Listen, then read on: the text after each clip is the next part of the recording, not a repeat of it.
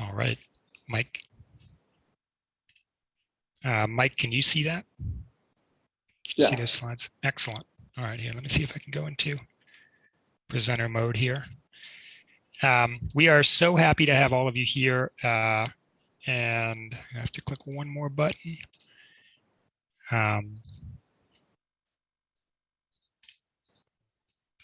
We're so happy to have all of you here at this webinar today. My name is John Diamond, and my colleague Mike Weiss and I are from MDRC, and we figured we should start by introducing ourselves. And I just want to say 2 words about MDRC. We're a nonprofit social policy research organization. Our mission is all about understanding what works in social policy to help individuals and communities who are low income. The organization broadly does program evaluation in a number of different areas of policy, including criminal justice, K-12 education, higher education, early childhood development, and labor market and job training programs. Mike and I obviously come from the higher education area, and we're going to be talking about our higher education initiative today. I lead the data work for the higher education group, data management and data processing. And I also serve as the data management lead for the organization and sit in a couple of cross-cutting groups related to data management, data security, and data sharing also. And so we do a lot of work. The whole organization, MDRC, does a lot of work with ICPSR. And we're thrilled to be presenting another file that we've uploaded to their website. We love working with ICPSR, and we thank them for having us here today to talk to all of you. Mike, do you want to say a few words about yourself? Yeah, sure. So I'm going to start off just with a few words about myself that directly relate to what we're going to talk to you about today, this big database that we've posted at ICPSR. So I've been at MDRC for around 12 years, and my substantive work has been largely conducting randomized controlled trials in community colleges. Most of the RCTs I've worked on have been at 1 or a few colleges, although one study was actually at 10 colleges. And the studies have been of various different types of programs. So case management advising, using financial incentives to encourage students to perform well in college, learning communities, different comprehensive programs. And this over a decade of related projects that I've worked on has sort of led to reflecting a bit on the bigger picture of all of this work, and created at least a desire within me to do more synthesizing across projects. And that sort of has been one of the inspirations behind putting the data from all of these trials together in one place. And that sort of was selfishly for me and then for MDRC.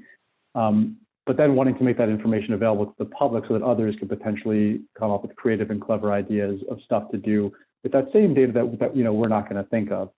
I should also note that I spend a portion of my time at MDRC doing methodological research relating to how we conduct RCTs and trying to understand how we can do them better, conduct them better. And then in this role of sort of thinking a lot about research, I've done a lot of thinking about increased transparency, the importance of pre-analysis plans for randomized controlled trials, and making data more readily available. I should also say that some of the methodological work that I have done has actually involved using secondary data sources from RCTs that other people conducted. And so I'm really hopeful that because I was able to benefit from others making their data available, that others will have the same sort of benefit from us making this data available as well. So that's some background of what brought me to this project that we're going to talk to you about today. And hopefully it'll be fun. So John, you can switch to new slides if you want. So a quick overview of what we're going to do today. So we're just going to first talk about, at a high level, what is this restricted access file that we've created. And then I'm just going to walk you through our first case study of using that data for real purposes before we really go into detail about what's in the file, just because I want to sort of give you a sense of what is possible with this data set. And hopefully it will sort of inspire you to begin getting your juices flowing for what you might want to do using this database. Then John's going to talk a bunch about the details of what's included in this data set, how you can access it through ICPSR. And then depending on the timing, I'll also talk a bit about what research we already have lined up to do with this big data set, just to make sure that we're not all sort of doing the same thing. And then we'll have plenty of time at the end, I hope, for question and answer. In fact, my guess is this will take nowhere near an hour to go through, but we'll see. Okay, so first, what is the RCT RAF? You can go to the next one too, John. At the highest level, it's a restricted access file. So that means you can't just go and click and download it now. You have to sort of jump through some hoops to actually get access to the database. And it contains data from almost all of the higher education randomized control trial that MDRC has conducted in the last 20 years. We did our first one, depending on who you talk to, started in either 2001 or 2003. I think the planning started in 2001. But since that time, we've conducted over 30 randomized controlled trials, primarily in community colleges, over 45 different institutions, including over 68,000 students. We've tried to include every single one of those in the database. There are a few that are not currently there, although we're hoping that maybe in a version 2.0, every single one of them will be there. And there's a bunch of documentation that goes with it, and that you can just download from ICPSR's website immediately. It's free and publicly available. There's a user's guide. John's going to talk about these things. A study level database that kind of gives you a high level overview of each study that's in the database, as well as a detailed code book. So that's sort of the high level of what's in the database and what the project is. It's important to note, because we take protecting student confidentiality very, very seriously, that there are a number of sets of protections that are offered to students. Some of them have to do with the data. So data have been FERPA de-identified. The file is limited to a single flattened record per student. So even though a lot of the data came to us as transcript records from colleges that had, every single row in a database might have included, okay, I'm just seeing the chat. Every single row in a study or in a data file that came to us might have included a student's particular performance in an individual course. We've now flattened it to be one student per row in the file. There's been a tiny bit of perturbation of some of the baseline information, small enough that I'm guessing it wouldn't affect any analysis that anyone would do, but that also makes it harder to re-identify. And then a really important limitation to the data that I think is great for privacy, but actually doesn't really affect the data that you're getting, is that almost all of these studies took place among a fairly limited subsample of students within the colleges that it took place, making it really hard to potentially re-identify any students because you don't actually have the information about all the students at the college, only the subset that were part of a program. There also are some technological protections for the data. They're stored at ICPR secure server. And then importantly, there's some contractual protections. So ICPSR reviews all applications to access the data. Users must have some sort of IRB or similar. If you don't have an IRB approval, you have to submit a data security plan to ensure that the data are going to be housed securely. And you have to agree that to a restricted access data user agreement, which has information in it about not trying to disclose or uncover what individual students are, who they are. And then there's cell size limitations on what you're allowed to present, things like this. So let me just walk now through a case study so you can really get a flavor for what is possible with this data set. So as a bit of background before I tell you about this case study, some of you probably are familiar in the pre-K literature of this idea of fade out. So the idea here is that sometimes there have been the programs that have been studied in pre-K where there are effects during the program on things like, are you ready for kindergarten? So kind of kindergarten readiness. And then as those students have been tracked over time, it's evaluating some program. There's been a program that maybe has better outcomes than the control group in the short term. But as students have been tracked over time, they found sometimes that there no longer are impacts on academic outcomes like, maybe third grade test scores or something like this. Now, we probably could spend the entire webinar talking about what we think about those studies and what do you think about this fade out issue and how you really define fade out. But let's not do that. Let's instead, let me just tell you that we were interested in seeing, well, in post-secondary education, is there any evidence of some sort of a similar phenomenon? So if we think about what happens after the program, a particular program ends, does it turn out that the impacts that we saw during the program, do they seem to grow sometimes? Do they fade out, or do they tend to be maintained? And if you go to the next slide, I can show you like the one slide or one visual summary of the results from that. And I'll go into a little detail on this. But this is, again, just to give you a flavor of what can be done with this database. So in this picture you're seeing here right now, the y-axis represents the estimated effect of 29 different programs that are all in the database. The reason 29 and not 30, because I think I said earlier there were 30 programs, has to do with certain certain studies not collecting certain data in them, so they didn't have the particular outcomes that we're looking at. So in this case, it's the effect of the program on cumulative credits earned, which in post-secondary is usually considered a decent proxy for students making progress towards earning a degree. Like most of the studies in this database are from community colleges, so usually students need to take 2 or 3 years at least before they're earning a degree. 3 is probably the kind of common time frame. And so we're showing progress on this one measure of cumulative credits earned on the y-axis. The x-axis represents time. And it's a particular version of time. We have it centered around the final program semester. So when you're at 0, that's like the last semester the student was in a program. So values that are negative are actually the time that students were in a program. And the particular question we're interested in here is what happens to the impact after the program ended. So we're sort of looking not to the left, which was the in-program time, but sort of just to the right of the program ending at what happened to the impact on cumulative credits earned. And I would say from this graph, before making this graph, there were some individual studies that maybe talked about this, but a really cool thing here is by having 29 studies to look across, you can really get a picture more broadly of what seems to tend to happen across a lot of different programs. And you can also explore whether or not that sort of general trend is, if there's any evidence that those trends vary across different interventions or studies. And the kind of striking result here was that during the year after the program ended, and the reason why I've sort of highlighted that time frame, which is from 0 to 1 on the x-axis, is that's a time frame that almost all the studies had follow-up data. So lots of these different studies had different lengths of follow-up, but most of them had data for at least 1 full year after the program ended. And if you look during that time frame, the results on cumulative credits earned at least are maintained really consistently across all these studies. There's some little bumps up and down, but they're no more than you'd expect by chance. And in fact, if you look sort of overall in that 1 year after the program ended, the change in credit accumulation is 0.02 credits, which is basically 0. It's not statistically significant.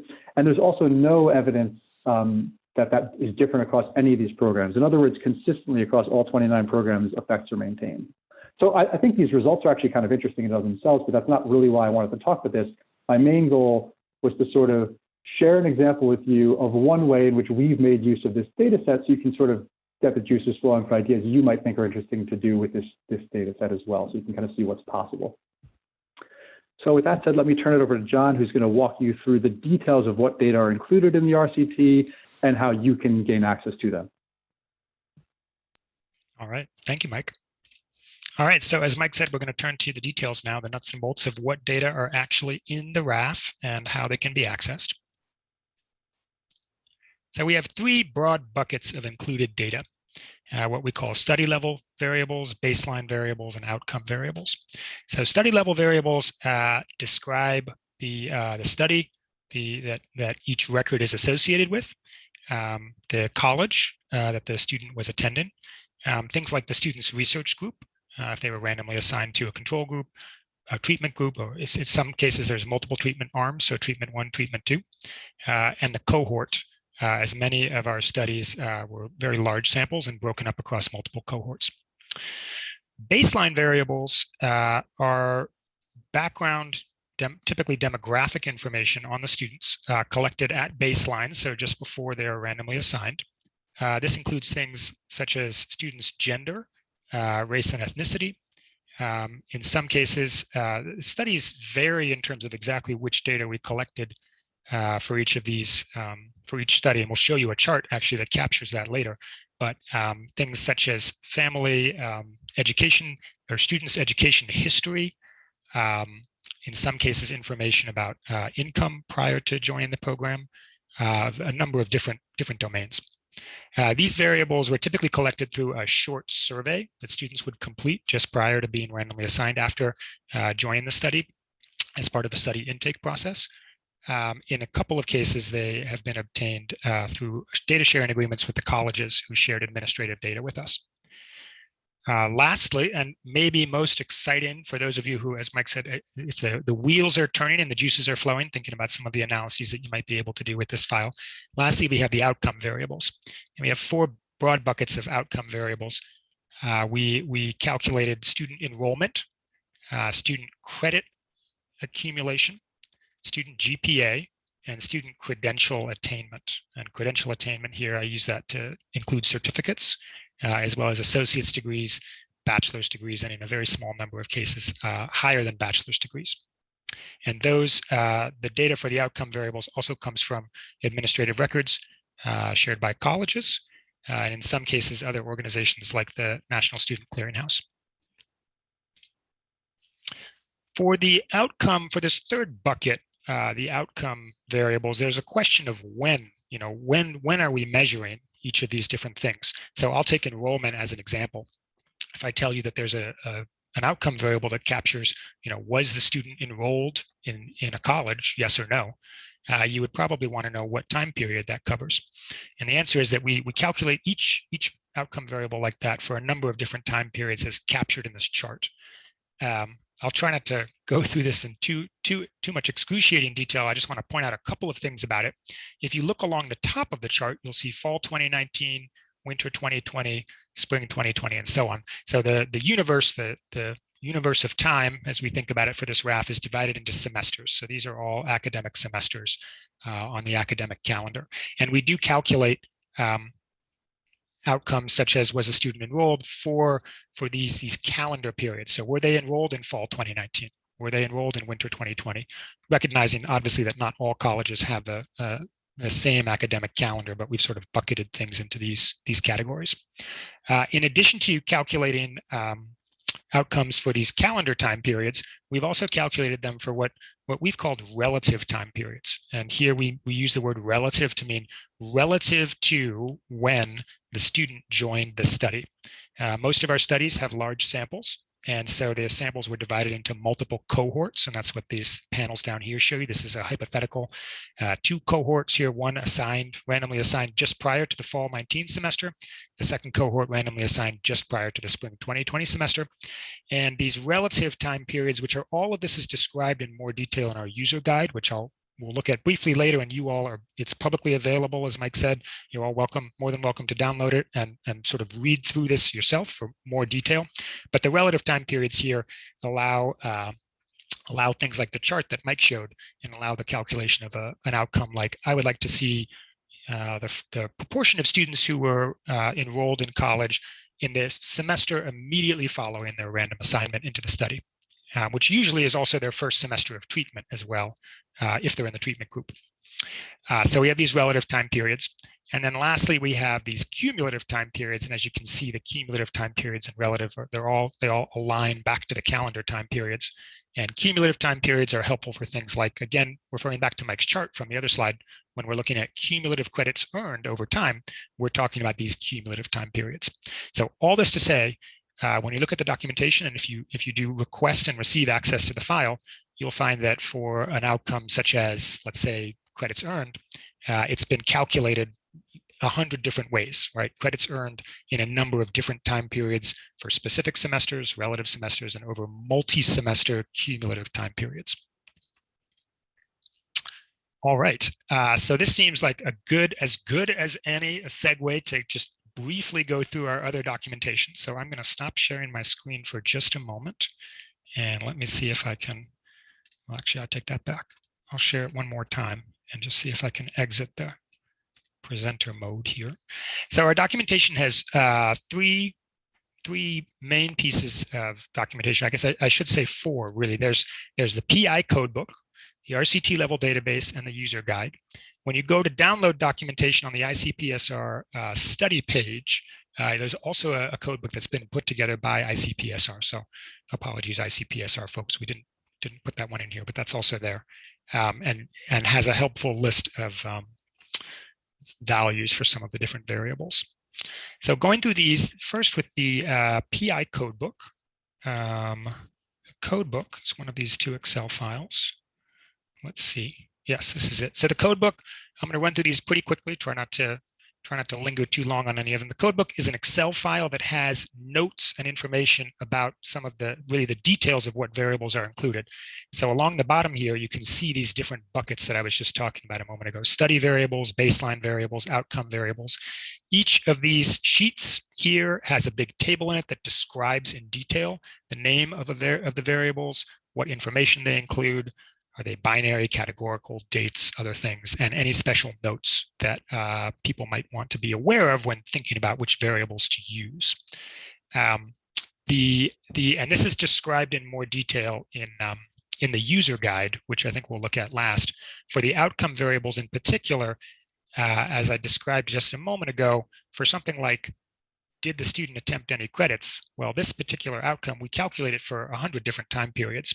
So the full name of the variable that you're going to see in the restricted access file, if you get access to it, is actually going to be this TV-CRAT with a prefix on the front of it. And the prefix is going to indicate what time period is being applied to that particular variable. So you'll have a fall 2020 TV-CRAT, you'll have a spring 2020 TV-CRAT, and so on and so forth. So those are big charts. There's a lot of great information in here and very detailed notes about how some of these things were calculated.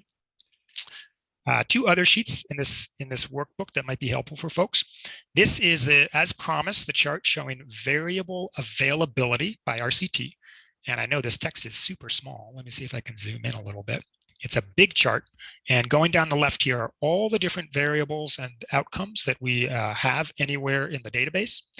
And as you can see, as I alluded to for the baseline variables in particular early on, many of these are available for some of the RCTs, but not for others. And so this will give you a sense of which variables are widely available and which ones are not. And I just want to highlight a couple here. So for example, we have a variable that captures Pell receipt, and that's only available for 4 RCTs. In contrast, now we have a variable for gender, which here we go, gender, that's available for 30. So things like gender, race, and ethnicity are very, very widely available. Some of the other stuff a little bit less so. That's that. And then lastly, we have a nice visualization just showing the time ranges of outcomes available. As Mike mentioned earlier, our data range from 2003 for some of our earliest RCTs all the way up through 2019. For some of the later ones. And we plan to, and we'll talk about this more in a few minutes, we plan to keep adding as we go. So that is the code book. There's also an RCT level database. And this is a set of metadata about each study. And we hope this will really be a useful reference for people who want to make sense and really think about both the basic information of the study and also the context and the comparability of some of the different things that are in the data set. So here we have the name of the study. We have notes on the program design of the program that was being evaluated and the different components that it includes, the control condition, the program length.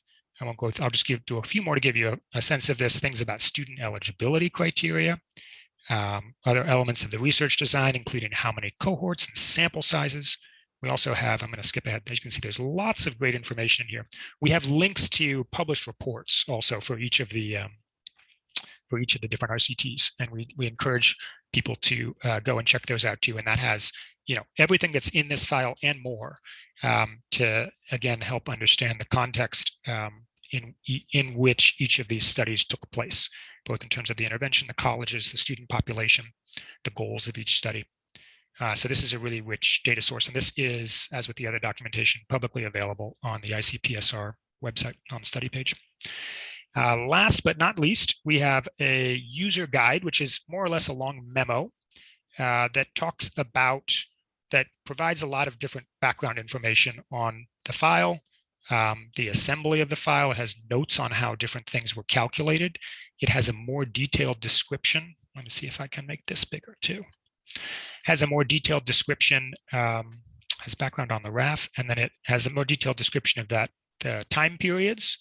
That chart that I showed earlier was taken from here.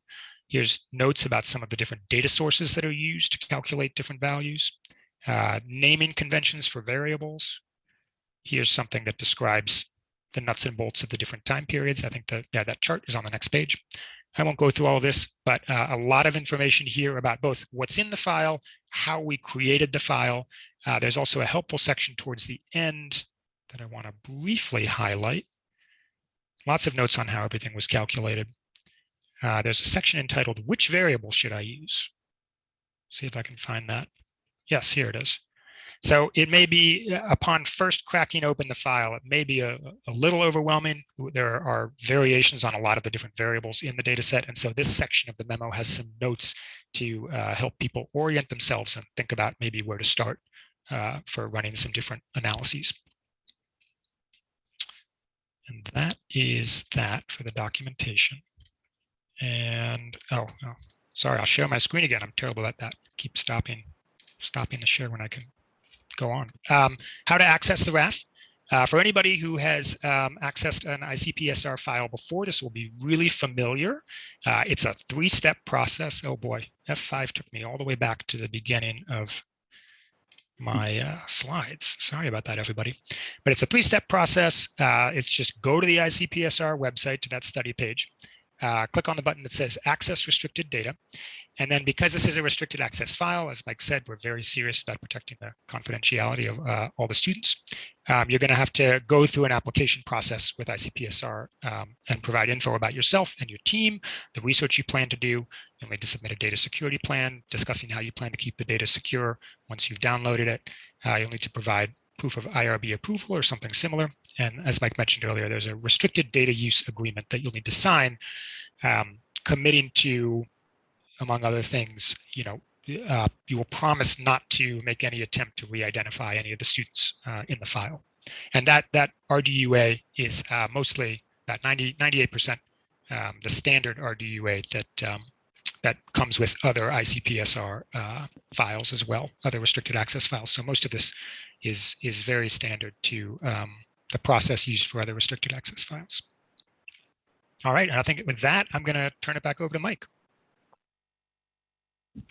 All right, so we're about 30 minutes in, and I want to make sure we have at least 20 minutes minimum left for discussion. So I'm just going to try to briefly go through some of the plans that we have already in place for doing analyses using this data set, which again, maybe will give you ideas of your own, but also to try to make sure, well, one, maybe you're excited about the research we're doing, but also so that there's not too many people trying to pursue the exact same topics. Because there's lots of stuff that could be done.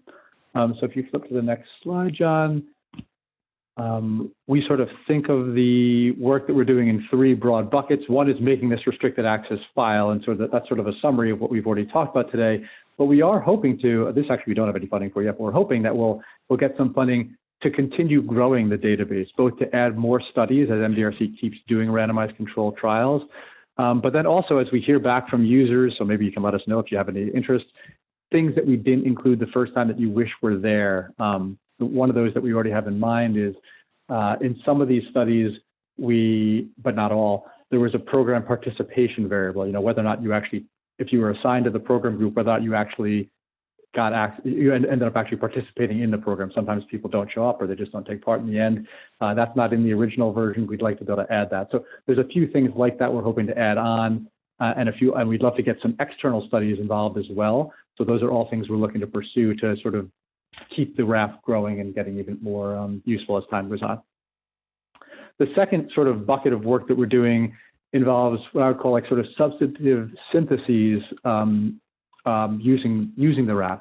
So the first example of that is what I already sort of shared with you all, which is we wanted to examine what happens to the effects of programs after they end.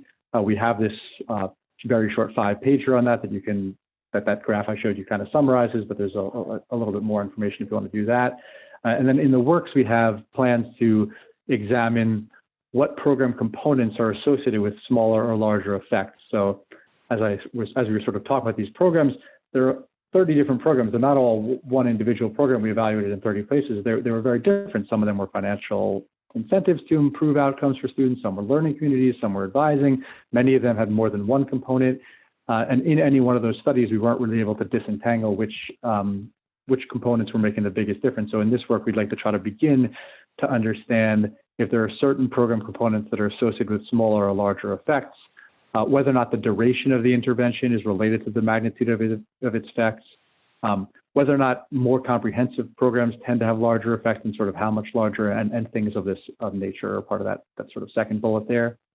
Another thing we're very interested in is better understanding how these interventions sort of overall have influenced achievement gaps, in particular race-based achievement gaps. Probably we'll look at gender as well and perhaps some other variables, but we want to better understand this sort of heterogeneity. And then not just sort of overall, or at least as a starting point, maybe overall across all of these interventions, but then we also want to understand, does that vary? Are there certain interventions that seem to have exacerbated achievement gaps while others reduce them, or do they all kind of just maintain them for the most part? So we'll try to understand that, and then maybe also kind of going back to the previous bullet, see if there's any features of interventions that are related to when achievement gaps are either reduced or exacerbated. So that's a few examples of things we have planned for sort of substantive synthesis. We also have some methods work that we're doing, partly funded through an IES grant. We've done a bunch of RCTs in post-secondary, but there's not a lot of information out there publicly available around the design parameters that one uses to plan a randomized controlled trial. For those of you who've done these before, you probably know that you usually do power calculations to try to figure out what size sample do I need to do a study that's adequately powered to figure out to detect effects that you think might actually realistically happen. But when doing those calculations, there's certain parameter values you've got to plug in, and there's not a lot of information out there for what is a reasonable value to plug in. So we're going to try to provide that information to people. Relatedly, when you get your study results in, or if you're even trying to think, well, what size effect might I reasonably be able to detect in a program, sometimes it's helpful to have empirical benchmarks on what size effects others have seen. So we have these 30 different studies, and we're going to try to make publicly available for people a sense of, well, at the end of a year, what has the distribution of impact across all these different studies been on credits earned? So that way you get a sense, if you're doing a power calculation, then you can only detect effects of 4 credits. Well, if no other study has ever seen that, maybe you're not really well powered if that's the size effect you're able to detect. And similarly, on the back end of a study, when you get your results in and you see an effect of a certain size, you can sort of say, well, how does this compare to what people have seen in the past across a large number of studies? So those are the empirical benchmarks we're hoping to provide for people. Related work, although I guess this is not work that we're doing, but Beth Tipton from Northwestern is doing some work to help for the planning of generalizable RCTs in post-secondary education. If any of you are familiar with her, she's done a lot of this work in K-12 already, and she's now expanding this work to post-secondary education. And then finally, we're interested in using this database to better understand whether or not short-term effects are predictive of longer-term effects, for a variety of different reasons that I won't go into, to make sure we have plenty of time for discussion. We think this is really interesting and important to better understand. So those are a few things that we have planned right now.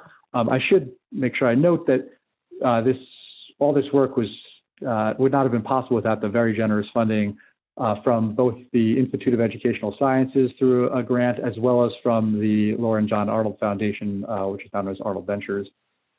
They also provided generous support for the creation of the restricted access file that we've been talking about. So thank you very much to them. None of this would have been possible without their support. So let's turn it over to questions now.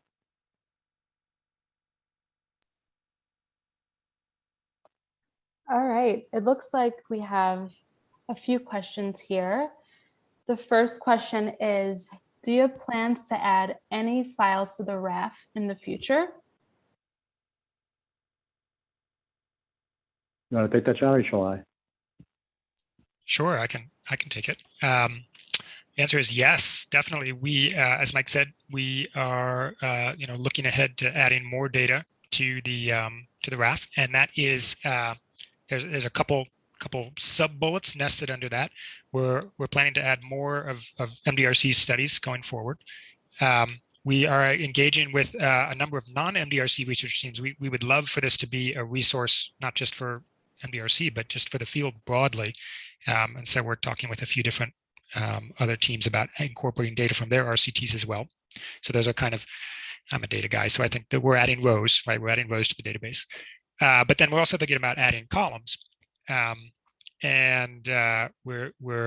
We hope to expand the data covered here, both to include more follow-up for some of the studies that we already have in here, as well as including some other measures that aren't currently in there. Top of the list there, and Mike can correct me if I'm wrong, because now I'm getting into his domain, is a treatment indicator, indicating who within the treatment group or control group actually received the treatment for each of the studies. So we've gotten, since this launched, we've gotten a number of emails, and I think that's been the #1 requested item. And Mike sort of said, I told you so, because he and I discussed this before it went up. He said, people are going to want to see that. So we're hoping to make the database wider and make it longer, I guess, long story short. Thanks, John. We have another question here. It is, would you be open to approving requests with IRB approval to access the data for dissertation research?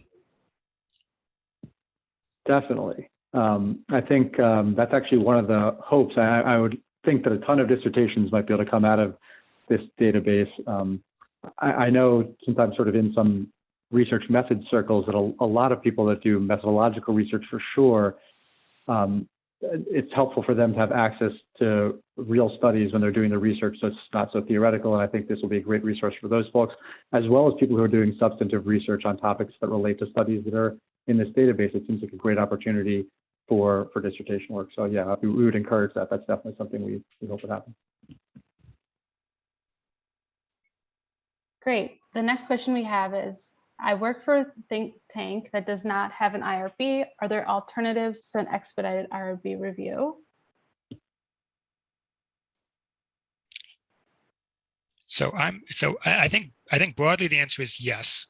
And here actually, I'm curious to hear the ICPSR folks' opinion on this, because I think you probably have lots of experience dealing with this particular issue as the guardians of other restricted access files. So short answer, I think, is yes. I don't know if ICPSR, if you guys have things to add. Yep, I would say yes, we can handle those situations. I would just recommend that you contact us and we'll work with you to determine what entity is the best one that you can go through to get access.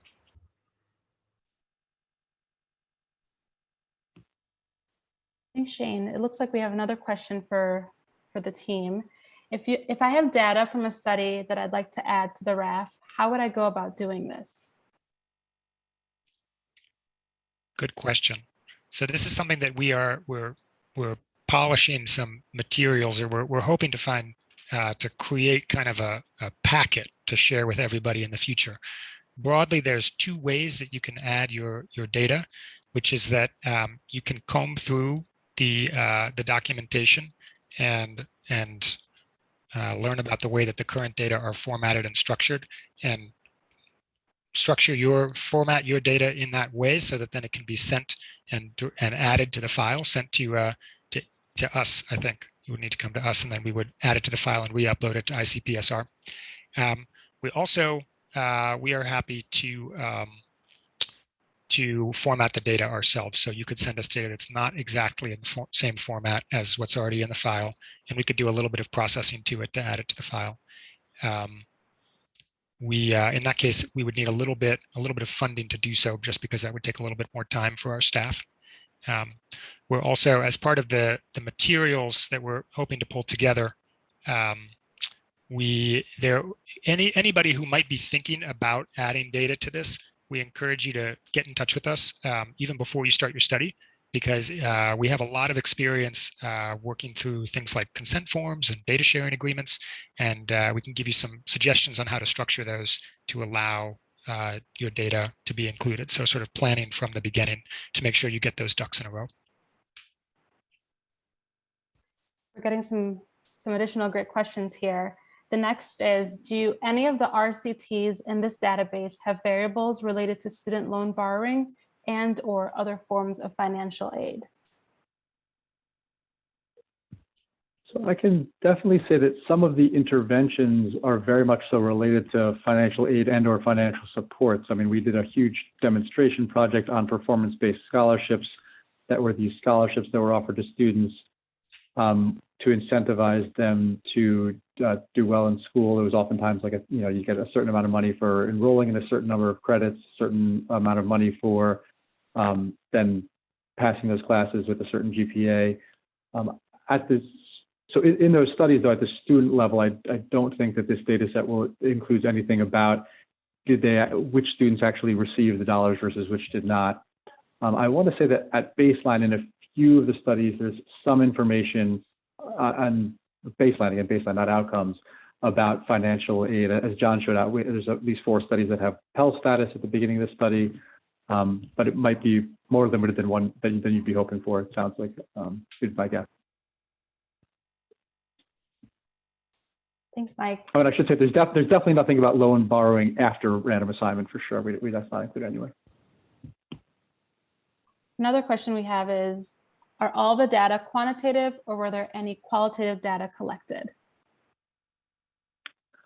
So one really important thing is that this database is primarily quantitative, although if you saw when John was sharing the RCT level database, that has a bunch of sort of qualitative information. In fact, in most of the studies, I believe we've done like a summary of some of the qualitative research. I want to say that in almost every one, if not every single one of these projects, there was a large qualitative research component. Oftentimes there was analysis of the fidelity of implementation of the intervention, stuff around the service contrast, so how the services were different for the program group compared with the control group. And those links to each of the reports can get you access to detailed information about each of those things and sort of more detailed information about all the qualitative research. That stuff is primarily not well, it's not at all in the student level data file. So you'd have to go back to those reports if you wanted to have access to that qualitative data. And I should say, in the work that we're doing that's going to try to understand the extent that different program components relate to program effects, so that sort of synthesis I was talking about earlier, one of the things that we've been doing actually is going back to all of our old reports and taking all of that qualitative information, in some cases coding it up to do quantitative analyses, but then we also have planned to do a narrative synthesis that will try to talk about some of what we've learned there, like how different interventions have implemented advising, which has been a very popular component of a lot of the interventions we've looked at. So there's a lot of really rich information in all the prior reports that comes from qualitative sources. I think we have one final question here. Does the data allow examination of the education pathways of people who end up in particular careers, for example, STEM secondary education? So I think I would say short answer. I think no. With there are a couple pieces in the data that may be helpful, may be relevant. The data do not include any information about longer term career outcomes. There are some of the studies. Did the interventions being studied were focused on education pathways? So there are data in here. One of the studies is for the Dana Center Mathematics Pathways, which included a STEM. There was a STEM component to one of those pathways. There are not any results broken out for that particular pathway in the data. The outcomes are credits attempted, credits earned, GPA for all of the students. So some of the interventions have that that dimension to them, but I don't believe there's anything in the database itself that would let you kind of quantify that.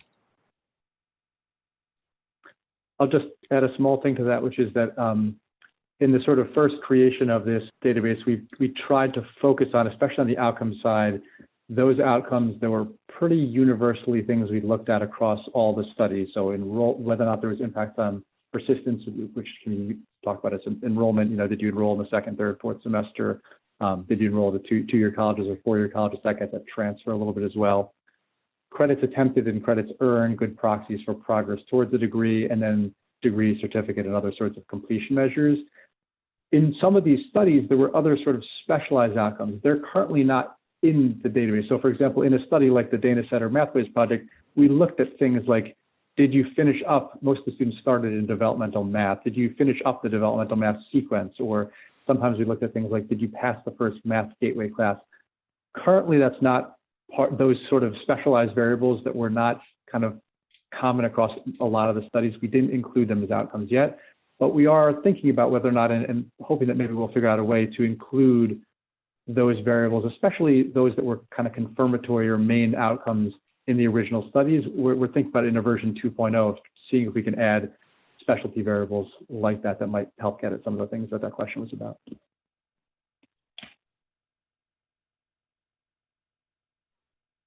think that was the last question we had. All right, 10 free minutes for everyone. Well, thanks to anyone who is able to join. We really appreciate it. We hope this is useful.